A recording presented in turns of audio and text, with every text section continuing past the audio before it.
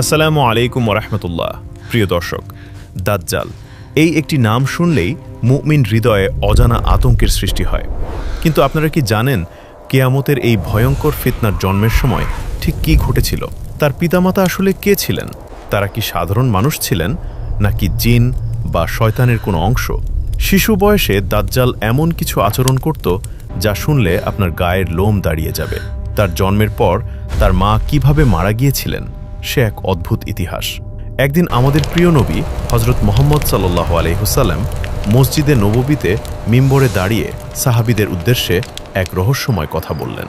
তিনি ৩ বার উচ্চারণ করলেন, আজ কি মুক্তির দিন, আজ কি মুক্তির দিন, আজ কি মুক্তির দিন। সাহাবীরা ভয়ে স্তব্ধ হয়ে গেলেন। কি এই মুক্তির দিন?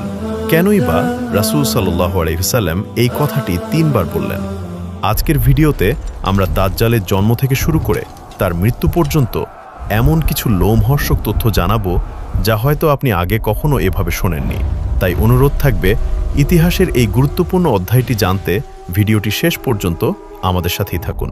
প্রিয় বন্ধুরা, পৃথিবী সৃষ্টির পর থেকে কিয়ামত পর্যন্ত দাজ্জালের ফিতনার চেয়ে বড় এবং ভয়ঙ্কর কোনো বিপদ আর আসবে না। তাই হযরত আদম আলাইহিস সালাম থেকে শুরু করে শেষ নবী পর্যন্ত আল্লাহর পাঠানো প্রত্যেক নবী তাদের উম্মতদের এই একচোখা প্রতারক সম্পর্কে সাবধান করে গেছেন।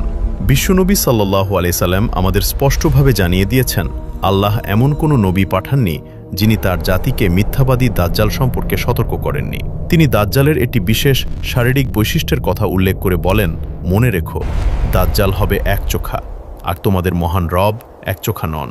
তার 2 চোখের মাঝখানে কপালে স্পষ্ট অক্ষরে লেখা থাকবে কাফির বা অবিশ্বাসী। আশ্চর্যের বিষয় হলো এই লেখাটি পৃথিবীর প্রত্যেক মুমিন ব্যক্তি পড়তে পারবেন, সে শিক্ষিত হোক বা অশিক্ষিত। নবীজি সাল্লাল্লাহু আলাইহি সাল্লাম আরও জানান, এই মহা ফিতনাবাজ দাজ্জাল পৃথিবীতে মোট 40 দিন অবস্থান করবে। কিন্তু এই 40 দিন আমাদের সাধারণ দিনের মতো হবে না। এর ভয়াবহতা বোঝাতে গিয়ে রাসূল সাল্লাল্লাহু আলাইহি সাল্লাম বলেন, তার প্রথম দিনটি হবে 1 বছরের সমান দীর্ঘ, দ্বিতীয় দিনটি হবে 1 মাসের সমান, এবং তৃতীয় দিনটি হবে 1 সপ্তাহের সমান, আর বাকি দিনগুলো তোমাদের সাধারণ দিনের মতোই অতিবাহিত হবে। চিন্তা করুন, 1 বছরের সমান একটি দিন কতটা দুর্বিষহ হতে পারে। এবার আসা যাক দাজ্জালের জন্মবৃত্তান্তে। হাদিসের বর্ণনায় এসেছে এক অদ্ভুত দম্পতির কথা। দাজ্জালের পিতা এবং মাতা দীর্ঘ 30 বছর ধরে সন্তানহীন ছিলেন। তারা সন্তানের জন্য হাহাকার করতেন। দীর্ঘ 3 দশক অপেক্ষার পর তাদের ঘরে জন্ম নেয় এক অদ্ভুত ও বিকট দর্শনপুত্র সন্তান। এই সন্তানটি ছিল পৃথিবীর জন্য সবচেয়ে ক্ষতিকর এবং তার দ্বারা উপকারের আশা ছিল শূন্যের কোঠায়। শিশুটির জন্মের পর দেখা গেল এক অস্বাভাবিক দৃশ্য। তার চোখ দুটি সবসময় বন্ধ থাকত, যেন সে গভীর ঘুমে আচ্ছন্ন, কিন্তু তার অন্তর বা কলব সবসময় জাগ্রত থাকত। দাজ্জালের পিতামাতার শারীরিক গঠনও ছিল বেশ অদ্ভুত। বর্ণনায় পাওয়া যায় তার পিতা ছিলেন অত্যন্ত লম্বা গড়নের, কিন্তু শরীরে মাংস ছিল খুব কম। তার নাকটি ছিল সাধারণ মানুষের মতো নয়, বরং পাখির ঠোঁটের মতো লম্বা ও বাঁকানো। অন্যদিকে তার মা ছিলেন ঠিক তার উল্টো। তিনি ছিলেন অত্যন্ত স্থূল বা মোটা শরীরের অধিকারী, এবং তার হাতগুলো ছিল অস্বাভাবিকভাবে লম্বা। তার স্তন বা বক্ষ ছিল বেশ বড়। এই অদ্ভুত শিশুটি জন্মের পর দিন রাত শুধু ঘুমিয়েই থাকত। সে মায়ের দুধ পান করত না বললেই চলে। এর ফলে ঘটে এক মর্মান্তিক ঘটনা। শিশুটি দুধ পান না করায় তার মায়ের শরীরে অতিরিক্ত দুধ জমে বিষক্রিয়ার সৃষ্টি হয়, এবং এই কারণেই তার মায়ের মৃত্যু হয়। মায়ের মৃত্যুর পর তার পিতা তাকে ছাগল ও গরুর দুধ খাইয়ে বড় করতে থাকেন। সবচেয়ে অবাক করা বিষয় হলো, দাজ্জাল এতটাই নিথর হয়ে ঘুমিয়ে থাকত যে তার পিতা মাঝে মাঝে সন্দেহ করতেন সে কি আদৌ বেঁচে আছে নাকি মারা গেছে। নিশ্চিত হওয়ার জন্য তিনি শিশুটির বুকের কাছে কান পেতে হৃদস্পন্দন পরীক্ষা করতেন।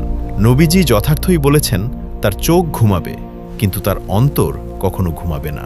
শিশু বয়সে সে ছিল অনেকটা পক্ষাঘাতগ্রস্ত রোগীর মতো। নিজের জায়গা থেকে নড়াচড়া করার ক্ষমতাও তার ছিল না। দাজ্জাল বড় হওয়ার সাথে সাথে তার ফিতনা প্রকাশের প্রস্তুতি নিতে থাকে। তার চেহারা সম্পর্কে আব্দুল্লাহ ইবনে ওমর থেকে একটি হাদিস বর্ণিত আছে। রাসূল সাল্লাল্লাহু আলাইহি ওয়াসাল্লাম একদিন স্বপ্নের কথা উল্লেখ করে বলেন, দাজ্জাল হবে স্থূল ও লালচে বর্ণের।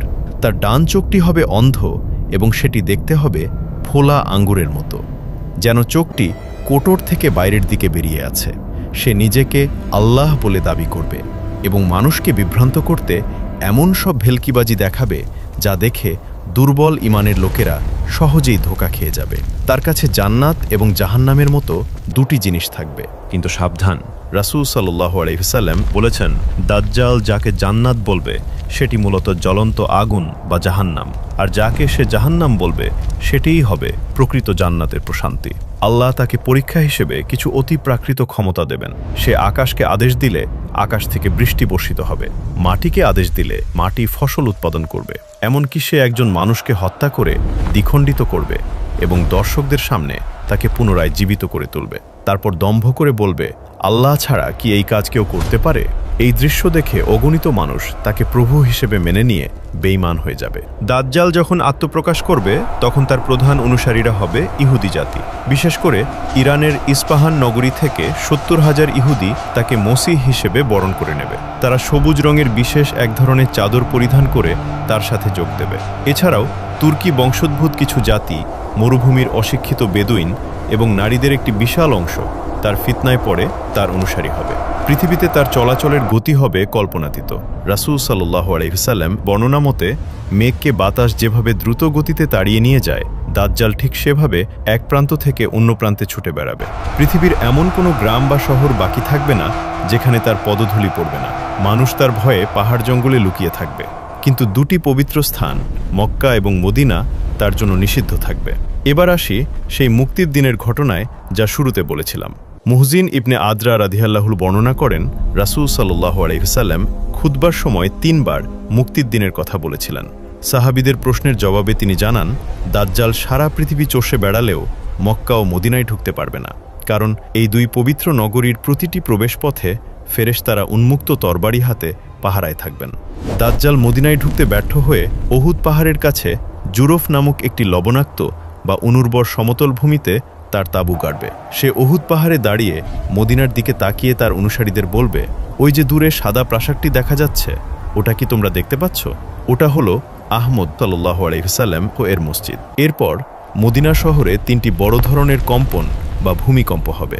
এই কম্পনের ফলে মদিনার ভেতরে লুকিয়ে থাকা যত মুনাফিক, পাপাচারী নারী ও পুরুষ আছে, তারা ভয়ে দাজ্জালের কাছে বেরিয়ে যাবে। এভাবেই মদিনা শহর মুনাফিকদের থেকে পবিত্র হয়ে যাবে। রাসূল সাল্লাল্লাহু আলাইহি ওয়াসাল্লাম এই দিনটিকেই নাম দিয়েছেন ইয়াউমুল খালাস বা মুক্তির দিন, কারণ সেদিন মদিনা পাপীদের জঞ্জাল থেকে মুক্তি পাবে। সেই কঠিন সময়ে সত্যিকারের মুমিনরা দাজ্জালের ফিতনা থেকে বাঁচতে সিরিয়ার জাবাল আদ-দোখানের দিকে আশ্রয় নেবে। দাজ্জাল তাদের ঘেরাও করে ফেলবে এবং তারা চরম খাদ্য সংকট ও কষ্টের সম্মুখীন হবে। ঠিক যখন মুমিনদের অবস্থা শোচনীয় হয়ে পড়বে, তখনই আসবে চূড়ান্ত বিজয়ের মুহূর্ত। আল্লাহ তাআলা হযরত ঈসা ইবনে মারিয়াম আলাইহিস সালামকে পৃথিবীতে পাঠাবেন। তিনি দামেশক শহরের পূর্ব দিকের সাদা মিনারের কাছে 2 জন ফেরেশতার কাঁধে ভর দিয়ে অবতরণ করবেন। তার আগমনের সংবাদ পেয়ে দাজ্জাল পালানোর চেষ্টা করবে, কিন্তু হযরত ঈসা আলাইহিস সালাম তাকে ধাওয়া করবেন এবং ফিলিস্তিনের লুদ নামক স্থানে তাকে ধরে ফেলবেন। সেখানেই আল্লাহর নবী ঈসা আলাইহিস সালামের হাতে মিথ্যাবাদী দাজ্জাল নিহত হবে এবং তার ফিতনার চিরসমাপ্তি ঘটবে। প্রিয় দর্শক, দাজ্জালের এই ফিতনা মানব ইতিহাসের সবচেয়ে কঠিন পরীক্ষা। আমরা আল্লাহ তাআলার কাছে এই ফিতনা থেকে আশ্রয় চাই। ভিডিওটি ভালো লাগলে শেয়ার করে অন্যদের জানার সুযোগ করে দিন। আল্লাহ আমাদের সবাইকে ঈমানের সাথে মৃত্যু দান করুন। আমিন।